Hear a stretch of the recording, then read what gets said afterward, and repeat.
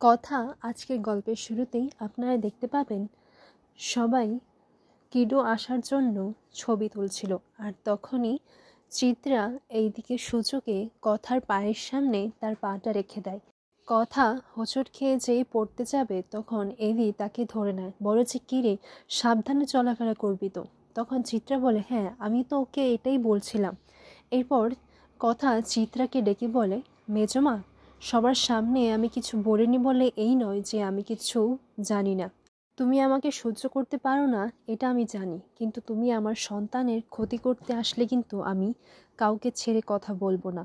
আর হ্যাঁ, আজ যেটা করেছো সেটা আর দ্বিতীয়বার যেন না হয়, নইলে তুমি খুব ভালো করেই জানো একটা মা তার সন্তানের জন্য কি করতে পারে। এরপর চিত্রা এটাই ভাবতে লাগে যে কথার সামনে আমি আবারও ধরা পড়ে গেলাম, আমি ওকে ছাড়বো না। এইদিকে কথা ঘরে এসে এটাই ভাবছিল যে এইদিকে তো আমার সন্তানের ক্ষতি করার চেষ্টা হয়ে গেছে, আর দেখো তুমি মা আনন্দী, এর যেন দ্বিতীয়বার আর কোনো চেষ্টায় যেন সফল না হয়, আমি তোকে রক্ষা করব। এরপর এইদিকে এভি এসে বলে, আমি তো আজকে আমার কিডোর সঙ্গে গল্প করব, শুরু থেকে যা যা হয়েছে সব কিছু বলবো, আমাদের ভালোবাসার কথাটা তোকে জানাতে হবে তাই না, আর তুই কি কি করেছিস সেই সবটাও বলবো। এরপর কথা ঠাকুর ঘরে গিয়ে পুজো দিতে বসে। তখন পিসি এসে বলে, ও মা, তুমি এইভাবে মেঝেতে বসে রয়েছো কেন, এভি দেখলে তো বকাঝকা করবে। তখন কথা বলে, আচ্ছা পিসিয়া, সারাক্ষণ কি ঘরের মধ্যে বসে থাকা যায় বলো তো। এইদিকে ঋতু বলে যে, এই শোনো কিডো, তুমি কিন্তু আমাকে বলে ডাকবে, আমাকে নাও সব মাসিটাসি এসব পোষায় না। এরপর পিসিয়া বলে, ঠিক আছে, তুমি হালকা কাজ করো, আর আমাদের মধ্যে কেউ না কেউ তোমার সাথে সব সময় থাকবে, তাহলেই তো হলো।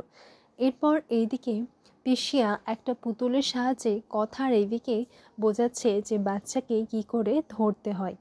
মাঝরাতে কথার হঠাৎ করে ঠান্ডা কিছু খাওয়ার ইচ্ছে হয়। তখন কথা বলে, ও এটা আমার ইচ্ছে নাকি তোমার ইচ্ছে, এবার বুঝতে পারলাম। কথা যখন একাই যেতে চায় তখন দেখা যায় যে তার শাড়ির আঁচলটা এভির আঙুলের সাথে বাঁধানো, আর তখন এভি চিৎকার করে ওঠে, এই কোথায় যাচ্ছিস। এরপর কথা জানায় যে আমার কিছু ঠান্ডা খাওয়ার ইচ্ছে করছে। তখন এভি বলে, ও বুঝেছি, এবার আর কোনো সন্দেহ নেই, এটা তোর নয়, কিডোর ইচ্ছে করছে। কিডো তাহলে আমার মতোই হয়েছে, এতে আর কোনো সন্দেহ নেই।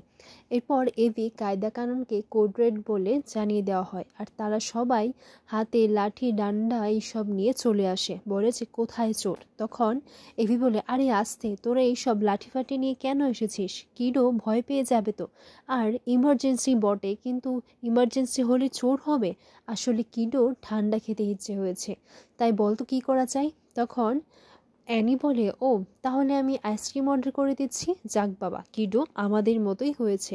এরপর সমস্ত রকমের আইসক্রিমের ফ্লেভার আনা হয়। কথা বলে যে মনে হচ্ছে এবার এক বাটি চিনি খেতে যাচ্ছি। তখন এভি বলে, তুই এই পিসি ঠাম্মার ব্যবহারটা করিস না তো, এটা তোর ইচ্ছে নয়, এটা কিডোর ইচ্ছে হচ্ছিল, তাই চুপচাপ খা। তখন এভি বলে, কিন্তু যাই বলিস না কেন, মাঝরাতে আইসক্রিম খাওয়ার মজাটাই কিন্তু আলাদা, কেমন লাগছে বলতো। তখন কথা বলে, বেশ ভালো লাগছে কিন্তু।